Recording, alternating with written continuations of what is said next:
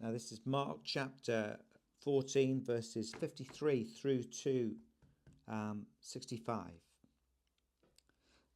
And they led Jesus away to the high priest, and all the chief priests and the elders and the scribes gathering together.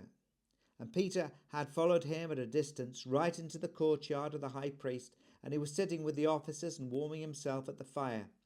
Now the chief priests and the whole council kept trying to obtain testimony against Jesus to put him to death, and they were not finding any. For many were giving false testimony against him, but their testimony was not consistent. Some stood up and began to give false testimony against him, saying, "We heard him say, 'I will destroy this temple and made with hands, and in 3 days I will build another made without hands.' Not even in this respect was their testimony consistent." The high priest stood up and came forward and questioned Jesus, saying, "Do you not answer? What is it that these men are testifying against you?" But he kept silent and didn't answer. Again, the high priest was questioning him and saying to him, "Are you the Christ, the Son of the Blessed One?" And Jesus said, "I am. And you shall see the Son of Man sitting at the right hand of power and coming with the clouds of heaven." Tearing his clothes, the high priest said, "What further need do we have of witnesses? You have heard the blasphemy. How does it seem to you?" And they all condemned him to be deserving of death. Some began to spit at him and to blindfold him and to beat him with their fists and to say to him, "Prophesy."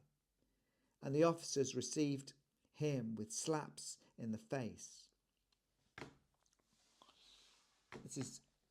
So Jesus, he comes, and the chief priests, they're trying to put together something against Jesus. And Jesus is completely quiet, doesn't say a word. And the high priest comes and says, "Aren't you going to answer a word?" But their arguments are so inconsistent that they keep contradicting themselves. You almost think to yourself, well, of course he's keeping quiet. They're doing a pretty good job themselves in proving themselves to be liars and treacherous in this mock court. And finally, that the chief priests, the high priest comes forward. It's almost like he's saying, "Look, get out of the way. You're making a mess of this. Leave it with me." And he just comes out and he says, "Are you the Christ?" And Jesus says, "I am. And you shall see the Son of Man sitting at the right hand of power and coming with the clouds of heaven."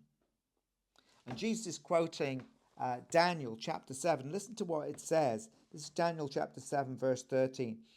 Daniel says, "I kept looking in the night visions, and behold, with the clouds of heaven, one like a son of man was coming. And he came up to the Ancient of Days and was present before him.